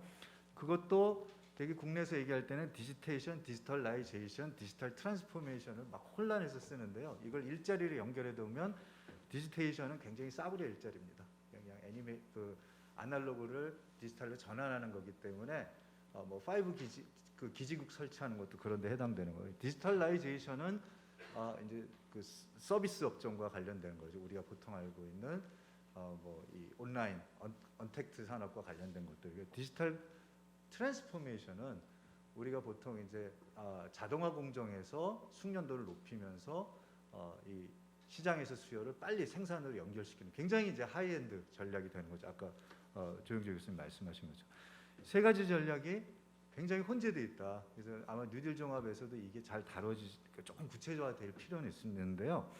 그런 부분이 이제 우리가 갖고 있는 위기고 두 번째 이제 그린 뉴딜. 뭐 이것도 기후 변화 관련돼서 많이 얘기하니까 뭐 제가 여기서 스킵하겠습니다. 그 세 번째 그거고요. 마지막은 많이들 한국에서 얘기를 안 하는데 그 인구 절벽과 이주민 현상 우리 사회에서 굉장히 심각합니다. 노동 문제 생길 때 이걸 가끔 이제 스킵하시는 분들이 있는데요. 인구 절벽은 어느 정도 지방에 있으면 금방 압니다. 농촌하고 어촌은 지금 이주민 아니면 굴러가지 않고요. 대한민국이요. 보통 분들은 중소기업 뭐 저기 어디 안산이나 이런 데 공단 생각하시는데 농어촌이 이미 지금 돌아가지가 않고요. 이제 제조업도 제가 보기엔 그렇고 서비스업도 곧 그렇게 될 가능성이 많습니다. 인구가 지금 이제 워낙 급속하게 줄어들고 있으니까요. 제가 어디서 본 거는 한 10년 정도 되면은 경활 인구가 지금 상당히 이제 줄어들기 때문에 이게 뭐 AI가 이걸 대체해 준다는 건 그건 환상이고요. 앞으로 이제 그런 문제 또 있습니다. 한국 사회에 큰 사회적 갈등의 뇌관이 될 소지가 있는 거죠. 제조업에서 가장 대표적으로 이런 문제 발생하는 게 건설입니다. 건설은 지금 한 60% 이상이 외국인이고 옛날 말한 이제 사케다시 오야지 같은 것도 요새 조선족들이 하시고 한국 분들은 대부분 한 50대 후반이시고요. 청년이 유입되지 않습니다. 그러니까 이게 이제 굉장히 큰 심각한 문제. 그래서 이걸 이제 해결하는 게 신사회 협약 뭐 이렇게 가는 건 저도 이제 필요하다 봅니다. 디지털 전환 보통 얘기하면서 이제 디지털 경제에 대한 이해를 많이 하는데요. 디지털 경제 이게 생각보다 복잡하지만 또 간단할 수도 있습니다. 지금 전 세계 10대 매출의 부가가치 기준으로 넘버 1부터 10까지 딱 보면은 1부터 6위는 다 디지털 기업입니다. 우리 보통 알고는 애플, 마이크로소프트, 구글, 아마존, 페이스북 뭐 이렇습니다. 7위가 하웨이고요. 6위가 나머지 3개는 다 금융 기업입니다. 뭐 해스웨이, 뭐 JP 모간 이런 거고요. 10위가 유일하게 제조업으로 엑슨 모바일이 있습니다. 엑슨 모바일이요, 석유. 그러니까 이제 전 세계 그 부가가치 창출하는 산업 환경이 이제 변한 거죠. 이 사람들은 그런데 옛날처럼 이제 그 디지털 제품, 뭐 소프트웨어 이런 것만 하는 게 아니라 요새 이제 생산 영역으로 들어와요. 그 저희가 74페이지 제 그림으로도 그렸는데 보통 이제 외국에 가서 디지털 관련돼서 4산업혁명 가서 뭐 이렇게 여러 가지 질문을 하면 우리나라하고 다르게 대부분 CEO들은 이런 대답을 합니다. 디지털화의 가장 핵심이 뭐냐 그러면 비즈니스 모델이 바뀌었다. 옛날에는 공급자가 만들어서 바깥에 내놓으면 소비자가 알아서 사야 되는데 지금은 소비자의 니즈에 맞춰서 빨리 변화 안 하면 망하는 거예요. 제가 무슨 경영학과 교수도 아닌데 왜 이런 얘기를 하면 정말 바뀌었거든요. 그래서 우리가 이제 모바일 폰의 변화를 보시면 여러분 금방 이해하실 거고요. 그래서 비즈니스 모델이 생산 현장을 바꾼다. 이거 적응 못하면 이제 망하는 거죠. 자동차 공장도 마찬가지고요. 그래서 우리가 여기 이제 노동 전공하신 분들이 많지만 전통적인 합리화 모델은 항상 공장에서 출발했습니다. 공장에서 자본가하고 노동자하고 어떻게 싸우고 합리화 과정에서 누가 이기느냐. 이게 이제 전통적인 노동사회학의 출발점이에요. 뭐 저 멀리 보면 그람시부터 뷰로웨이, 브레이버만 다 이제 이런 식으로 우리가 다 공부해 왔는데 금융자본주의 등장 이후에 가장 큰 변화는 이걸 바깥에서 해결하는 방식으로 헤게모니가 출발한다는 거죠. 그래서 시장이 예를 들어서 금융시장에서는 주주들이 너희 왜 생산성 못 나? 그러면은 저기 그 공장 팔아버려고 엑시드 옵션에 의해서 공장이 없어집니다. 노사투쟁을 할 수가 없는 거죠. 지금 이제 디지털 전환도 비슷한 전략이 들어가는 겁니다. 그래서 소비자가 그 공장이나 저쪽 지역에서 뭐 수요자가 안 나면은 그냥 이제는 공장이 없어지는 거예요. 하루아침에. 생산 기지가 이전이 되던 엑시드 옵션으로 아니면 인원이 감축되던 굉장히 많은 큰 변화가 있고요. 디지털 자본주의 두 번째 특징은 옛날에 전통적인 산업 영역이 그대로 머물러 있지 않는다는 겁니다. 예, 그래서 제가 짧게 길을 길게 하다고 죄송합니다. 그래서 예를 들어서 지금 아마존 기업이 무슨 기업이냐, 로지스틱이냐, 옛날 그렇게 출발했죠. 근데 지금은 아마존이 금융 상품도 팔고 소프트웨어 개발도 하고 변하고 있어요. 벤츠 자동차 공장인데 벤츠 캐피탈이 런던에서 어마어마한 수익을 내고 있습니다. 자동차보다 더 많이 낼 수도 있고요. 그다음에 벤츠는 요새 카핏 프로젝트 해가지고 비행기 자율 모델도 출발했습니다. 제규어도 그렇고요. 아까 이제 그래서 조영조 교수 말씀했지만 현대자동차도 앞으로 자동차로만 먹고 살 거라고 생각하지 않습니다. 그리고 자동차 안에 일하는 인력의 배치도 달라질 겁니다. 아마 생산 조립 공장 일하는 인력이 줄어들고 R&D 인력, 뭐 ERP 인력 등등등이 늘어나겠죠.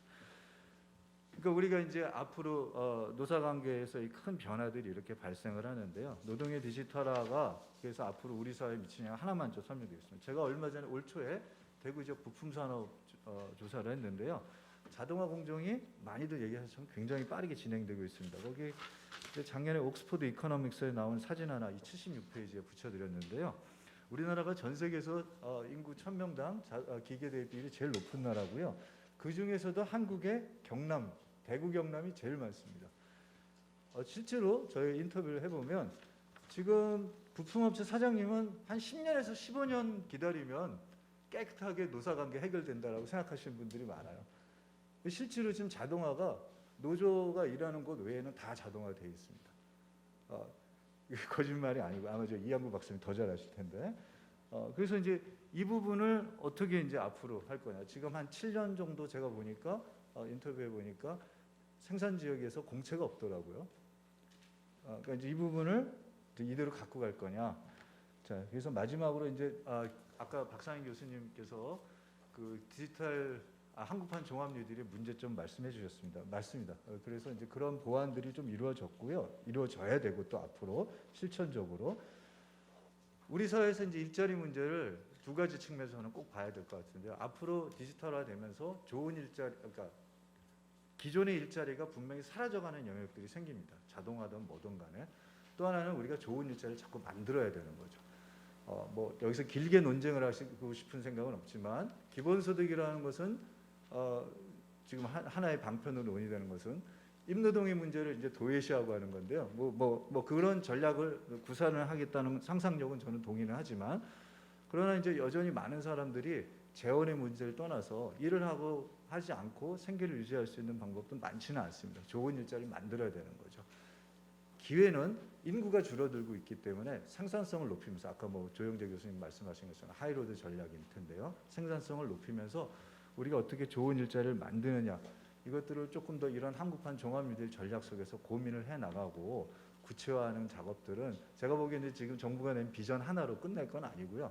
앞으로 좀 단계적으로 그런 고민들을 만들어내는 좀 협력적 관계들을 또 구축하는 것들이 필요하지 않나 싶습니다. 예, 여기서 마치겠습니다.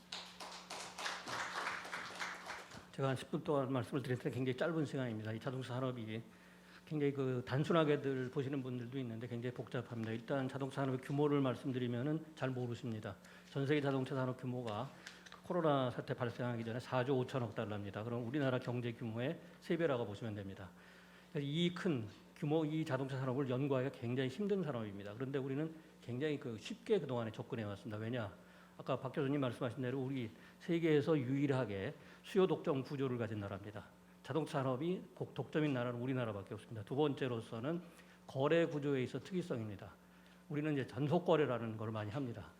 물론 앞으로는 많이 없어질 걸로 봅니다. 그렇지만 전속 거래는 또 법적으로 이거는 걸립니다. 불공정 거래에 걸리는 법이지만 실질적으로 현장에서 그동안에 해왔던 겁니다. 그래서 저희들이 그동안에 쭉 얘기할 때 그렇습니다. 이제 전속이라고 쓰고 종속이라고 읽는다. 그게 우리 산업의 현실입니다. 그러다 보니까 생태계가 어떻게 망가졌느냐. 지금 생산성을 얘기하면 노동 생산성 얘기를 하십니다. 근데 저희는 총노동 생산성을 봅니다. 이 기술의 반영을 상당히 많이 하죠. 우리가 주로 이제 주력 산업 5개를 그동안에 쭉 분석을 해옵니다. 그러면 2015년까지입니다. 저희가 1995년부터 2005년까지 이렇게 쭉 분석을 해보면은 15년까지 제일 밑바닥이 조선산업입니다. 그 다음에 기계산업입니다. 그리고 철강산업, 그 다음에 자동차, 전자 이 순으로 나옵니다. 지금 우리 산업 보시면 하나하나 무너져가는 게 조선 무너졌고 지금 기계 무너졌고 최근에 철강 흔들리고 있습니다. 그럼 뭐냐? 결과적으로 사람보다는 우리 기업들이 R&D 투자 안 합니다. 자동차 산업에 있어서 R&D를 말씀드리면은 우리가 한 19년 기준으로 전 산업에서 9조 정도 합니다. 굉장히 많습니다. 독일이 55조 합니다. 지난 10년 동안에 그 격차가 그대로 이어졌다고 보시면 됩니다. 그렇기 때문에 이 미래차 쪽에서 상당히 우리가 어렵습니다. 그리고 미래차는 사람이 중심입니다. 왜냐하면 R&D를 해야 되는데 그동안에 기계공학하는 사람들을 가지고는 R&D를 못합니다. 예를 들어서 독일이 지금 2019년 18년입니다. 18년 말 현재 연구개발 인력이 12만 4천 명입니다. 2년 사이에 2만 4천 명이 늘어났습니다. 17년에는 10만 명을 넘어갔고 2년 사이에 2만 4천 명 넘어갔는데 우리나라 전체가 약 4만 명입니다. 그러니까 사람의 숫자도 안 됩니다. 지금 부품업체에서 미래차를 위한 부품을 만들려고 해도 사람이 못 구합니다. 왜? 대학에서 사람 양성하는데 4년 걸리고 석박사 과정에서 5년 걸립니다. 그러면 우리가 한 9년 전에 준비를 했어야 됩니다. 그런데 아직도 불과 몇 달 사이 전까지만 해도 우리는 내연기관 해야 된다고 합니다. 전기동력하면은 고용이 줄기 때문에. 그런데 미국의 에너지부 통계를 가지고 보면은 2017, 18, 19년 3년치가 지금 나와 있습니다. 미국의 전기차가 100만 대가 깔려 있는데 고용은 계속 늘어납니다. 특히 미래차 고용에서 미국이 지금 약 한 27만 명 정도의 고용을 가지고 있습니다. 근데 우리는 4만 명입니다. 이러다 보니까 결과적으로 사람의 힘, 그 다음에 돈의 힘이 작용을 못합니다. 이게. 그래서 아까 교수님 말씀하실 때 현대차는 지금 1, 2, 3 시나리오 중에서 3번에 가 있습니다. 근데 우리 부품업체는 실질적으로 1번에 가 있습니다. 그러면 상당수의 이제 부품업체 구조조정이 불가피합니다. 2018년 1월부터 최근까지 부품 산업에서 3만 5천 명이 감원됐습니다. 상당히 많은 숫자입니다. 전체 부품 산업 고용 인력의 약 13%라고 보시면 됩니다. 완성차에서는 5천 명인데 이거는 한국GM하고 일부 외국계에서 고용 감소가 일어난 겁니다. 자, 결과적으로 사람이 빠져나가면은 지식이 빠져나가는 겁니다. 아무리 지금 미래차로 간다 해도 현장의 경험이 굉장히 중요하게 됩니다. 그래서 아까 조 교수님에서도 외국에선 제조업에서 물어봤을 때 결국에 어떻게 고용을 유지할 것이냐 이 문제입니다. 자, 현장을 지금 못 돌아다닙니다. 왜? 코로나 때문에 현장을 가보기 어렵습니다. 최근 몇 가지 사례를 말씀드리겠습니다. 한 부품회사 회장이 고용 감소를 위해서 한 공장에 80명을 감원했습니다. 근데 시골에 가면 다 그 동네 삽니다. 지나다니면서 너무 비참해서 20명 재고용했답니다. 자, 자동화 문제죠. 디지털화인데요. 40명이 일하던 생산 라인을 1명으로 줄였습니다. 그래도 돌아갑니다. 줄이려면 얼마든지 줄일 수가 있습니다. 현대자동차 지금 디지털화 다 돼 있습니다. 그래서 작년 초부터 나왔던 얘기가 고용의 종말을 보고 왔다는 게 노조 측 얘기입니다. 실질적으로 가보면은 디지털화가 굉장히 빠르게 되고 있다는 거죠. 근데 그 과정에서 이제 뭐가 두 가지 격차가 나옵니다. 디지털 격차죠. 결과적으로 이제는 제 자료에도 봤듯이 미국의 사례처럼 고등학교만 졸업해서 안 됩니다. 자꾸 이 업그레이드를 해줘야 된다는 거죠. 그런데 우리나라는 재교육 훈련 시스템이 없습니다. 실질적으로. 재교육 시스템을 속히 빨리 만들어야 됩니다. 그렇지 않으면 상당히 문제가 되고요. 또 결과적으로 완성차 조립보다는 앞으로 부품하고 서비스 쪽에서 부가가치를 끌어갑니다. 이건 정부에서도 알고 있습니다. 그런데 부품 산업이 지금 아래로부터 이미 위기가 와 있다는 거죠. 저희가 이 워닝은 2013년부터 해줬습니다. 아래로부터 위기가 온다. 자, 우리 자동차 산업 지금 잘 나가는 것처럼 보입니다. 그렇지만 실질적으로 부품 업체들 무너지기 시작한 게 2016년부터입니다. 그럼 세계 그 자동차 산업이 무너지기 시작한 게 18년, 이 팬데믹 오기 전에 2년 전입니다. 근데 우리는 4년 전에 무너졌고 그때부터 실질적으로 상당한 감원이 이루어지고 있었다는 겁니다. 근데 이것이 밝혀지질 않습니다. 왜?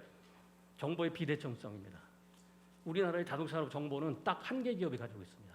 그러니까 모든 사람들은 그 기업에서 주는 정보를 갖고 뭐 조금 시쳇말로 말씀드리면 앵무새처럼 읽으면 됩니다.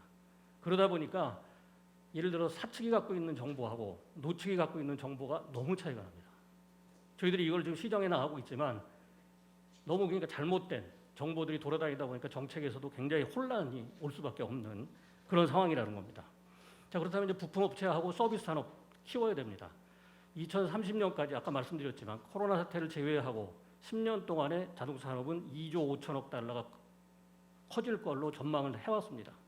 우리 경제의 1배 반입니다. 그렇다면 거기서 고용이 줄까요? 저희는 그렇게 안 봅니다. 너무 비관적으로 볼 필요가 없다는 거죠. 대신 준비성이 부족하다는 게 큰 문제입니다. 어느 부품회사 회장님이 저한테 얘기를 했습니다. 우리 다 안다. 내가 40년 이상을 자동차산업 부품회사 해봤다. 지금 사람을 구해야 된다. 근데 사람을 공급해 줄 수 있는 데를 찾지를 못하겠다는 거예요. 이게 가장 큰 문제입니다. 근데 아직도 우리 학계에서는 다학제 말로만 하지 실질적으로 공대에서 다학제 인력 양성 안 하고 있습니다. 그러다 보니까 적재적소에 사람이 투입이 못 되고 이것이 결과적으로는 어떻게 되느냐? 이제는 오픈 소싱으로 한다고 합니다. 자, 지금 그 부품업체가 굉장히 혼란스럽습니다. 앞에 나왔듯이 우리 그 현대기아차가 앞으로 서비스 솔루션 업체로 바뀌겠다. 또 어떤 얘기했습니까? 앞으로 자동차 사업 비중을 50%로 가져가고 UAM, 나는 자동차하고 로봇을 50% 가져가겠다. 제가 보기에는 이거는 어떻게 보면 조금 상식적으로 안 맞습니다. 왜? 수치로 봐야 됩니다. 10년 동안 그러면 지금의 자동차 많은 산업을 로봇하고 UAM에서 키울 수 있느냐? 그만한 사람을 그러면은 10년 동안 우리가 양성할 수 있느냐 이거죠. 자, 그러다 보니까 밑에서는 굉장히 도움스럽습니다. 지금 미래차로 기껏 하늘나고 방향을 잡아놨는데 또 서비스를 해야 된다 그러고 또 뭐 나는 비행기를 한다 그러고 또 로봇을 해야 된다 그러고 그러면은 내가 어디다 투자를 하겠냐? 자, 일각에서 물어봅니다. 이 판에 그만두겠다. 이게 더 현실적인 게 아니냐? 그런 이야기들이 굉장히 많이 나온다는 거죠. 근데 전혀 모릅니다. 왜? 복잡성이 너무 복잡해서입니다. 자동차 산업을 어느 정도 복잡하냐? 저희들이 정부 회의를 가서도 얼마 전에 이런 일이 있었습니다. 얘기를 해도 못 알아들으세요. 뭐 자율차가 뭐고 우리가 항상 그렇습니다. 전기차까지는 이해를 해도 자율차 얘기를 하면 머릿속에 다 자율적으로 그리고 있어요. 한 사람 한 사람이 자율차를 생각하는 게 다 틀립니다. 그래서 그런 얘기를 하다가 하도 답답해서 저희가 그랬습니다. 제 순서가 들어와서 지금 장님 코끼리 만지는 얘기하고 있다. 참 이런 비유는 안 되겠지만 그 말밖에 할 수가 없었습니다. 왜? 너무들 지금 딴 생각들을 하고 있기 때문에. 이것이 그러다 보니까 정책에 산업 정책이 과연 있는지 잘 모르겠습니다. 지금 미래차 산업 정책 계속 만들어가고는 있습니다.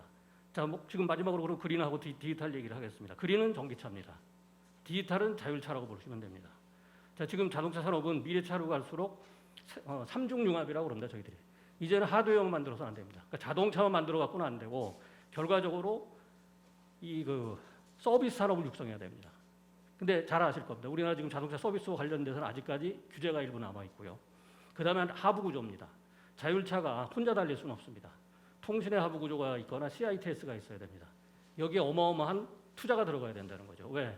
지금의 아까 7조 달러로 커질 자동차 산업에서 지금의 4조 5천억 달러, 나머지 남아있는 산업은 2조 3천억 달러밖에 안 됩니다. 지금에 있는 데서 반이 바뀌고 또 앞으로 새롭게 2조 5천억 달러가 생깁니다. 그럼 기존의 4조 5천억 달러의 새로운 시장이 생긴다는 겁니다. 여기에서 무궁한 발전성이 있고 여기에서 투자가 이루어지고 여기에서 일자리가 이루어지는 겁니다. 자, 또 마지막으로 이제 상세형 일자리 말씀이 나왔습니다. 상세형 일자리 저희들 100% 동의합니다. 그런데 상세형 일자리에서 창출되는 고용 인력과 비즈니스 모델 모든 걸 고려해 보면은 지금 자동차 산업에서 앞으로 없어질 직종 그에 따른 감원이 더 커질 수 있습니다. 일단 일자리를 지켜야 됩니다. 일자리를 지키고 나서 새로운 일자리도 창출을 해야지 그렇지 않으면 현장에서의 경험은 다 없어질 겁니다. 지금에 그렇다면 청년들 현장에서 누가 가르칠 겁니까? 이게 하나의 굉장히 심각한 문제입니다. 이것은 이론적으로도 안 됩니다. 왜? 이미 이론은 내연기관에서 머물렀지 이러한 전기동력, 자율차로 가면은 새로운 이론이 나올 수밖에 없습니다. 아직 정립도 안 됐다는 겁니다. 그렇지만 그대로 남아있는 30% 부품이 있습니다. 이 부품마저 못 만든다 그러면 결과적으로 미래차에도 우리는 전망, 비전이 없다고 말씀드릴 수가 있겠습니다. 네, 이상입니다.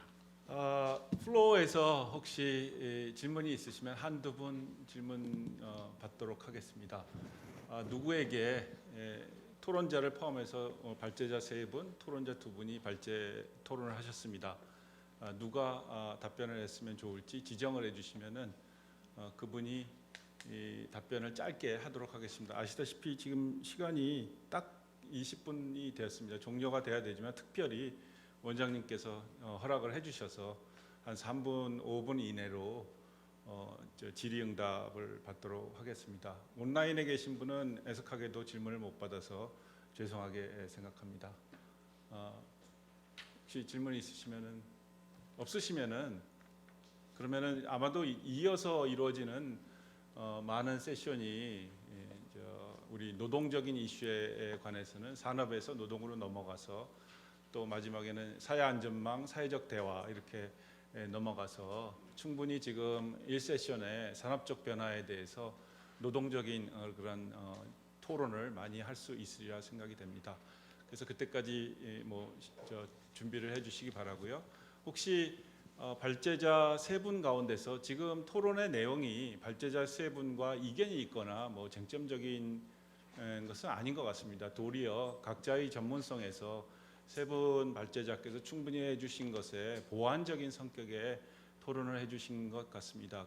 그래도 3분 발제자께서 요거는 꼭 얘기를 해야겠다라고 하신 것이 있으면은 나와서 말씀해 주시기 바랍니다. 네. 제가 전반적인 발제를 하면서 자동차 노사정 이야기를 좀 충분히 못 드렸는데요. 뒤에서 발제해 주시고 토론해 주신 분들 이야기를 들으면서 조금 하나 좀 클래리파이 해야 되는 게 하나 있을 것 같아요. 그게 뭐냐면은 지금 노사정이 노사 간에 있어서 협의를 하는데 정부가 들어가자라는 측면 말고 더 중요한 것은 지금 부품 전기차 미래차 가면서 부품 중에서 내연 기관 관련된 부품 업체들이 굉장히 많지 않습니까? 그리고 수리 같은 것도 사실 그쪽 관련된 분들이 많기 때문에 이분들 일자리 없어지는 건 거의 분명해 보입니다. 그래서 그 부품 쪽에서 일을 하거나 하여튼 서비스 관련돼서 일을 하시는 분들 중에서 없어지는 일자리에 있는 분들에 대해서 어떤 식으로 전직할 수 있는 그런 재교육이라든지 또 새로운 부품이 필요한 부분을 옮겨갈 수 있도록 재교육해주고 이런 부분들이 노사가 할 수 있는 게 제한이 있다고 생각해요. 현대차나 이런 데서 기여해야 될 부분도 있고 지자체나 정부가 해야 될 부분들도 있다라는 거 하나 하고요. 그리고 부품 새로운 기업들이 진입이 활발하게 좀 일어나서 그리고 이제 그래야지 여기 재교육도 일어나지만은 그 수요가 있어야지 사실은 노동에 대한 수요, 고급 인력에 대한 수요가 있어야지 서프라이도 일어난다고 생각이 되거든요. 그래서 이 노사정 말씀드렸을 때 기존의 그런 노사정 개념보다 조금 더 확장해서 특히 지역 경제 굉장히 파탄적인 결과가 올 수가 있기 때문에 이게 오히려 정치적인 문제가 돼서 산업 구조 조정을 어렵게 할 수도 있는 부분이 있을 수 있다. 그런 측면에서 좀 넓은 의미에서 적극적인 노사정이 있어야만이 산업 구조 조정이 될 수 있다는 취지로 제가 말씀을 드렸다는 것을 좀 다시 한번 말씀드리고 싶습니다. 그 박상현 교수님께서 굉장히 중요한 말씀하셨는데 안타까운 것은 부품업체의 노사를 대표하는 조직이 사실상 없다는 겁니다. 그러니까 자동차 부품 공업 협동조합이라는 건 있지만 그리고 1차 부품업체 몇 개의 기업별 노조가 있긴 하지만 그들의 집단적 이익을 대변하고 이런 전환기에 대응할 수 있는 그런 대표체가 없고요. 그렇기 때문에 이제 금속노조나 민주노총이나 한국노총의 역할이 더 요구되는데, 근데 말씀하신 직무 전환 교육이라는 것이 대단히 필요함에도 불구하고 안타깝게도 우리나라의 공공교육기관, 그러니까 폴리텍이라든지 이런 그 지방의 그 전문 대학이라든지 이런 것들이 제 역할을 못 하고 있고, 그거는 제가 왜 안 되는가를 깊이 생각하다 보니까 이게 일정한 그 이해관계의 담합관계도 존재하는 것 같습니다. 기존의 커리큘럼을 지속하는데 굉장한 이해관계를 가지고 있고요. 변화하는 수요에 대응하는 새로운 콘텐츠를 제공하지 못하고 있는 것이죠. 이런 문제들을 노사정이 물론 고용을 유지하는 것도 중요하지만 새로운 노동력의 질적인 발전을 촉진하는 그런 부분들에 좀 더 신속하게 대응하는 그런 거버넌스가 필요할 것 같습니다. 저희 세션 무사히 잘 마친 것 같습니다. 사회자로서 마지막 멘트 1분 안에 하고 마치도록 하겠습니다.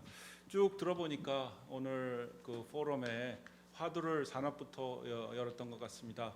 지금 산업 차원에서는 저희들이 변곡점이라고 얘기를 하죠. 인플렉션 포인트에서 오목볼록이 바뀌는 그런 얘기를 하고 있는데, 변곡점이 아니라 이제는 티핑 포인트다라고 얘기를 하는 것 같습니다. 즉 과거하고 미래가 찢어져서 불연속적으로 발생하는 현상인데요. 이러일수록 과거의 경험이 미래를 보장할 수 없다라는 것 같습니다.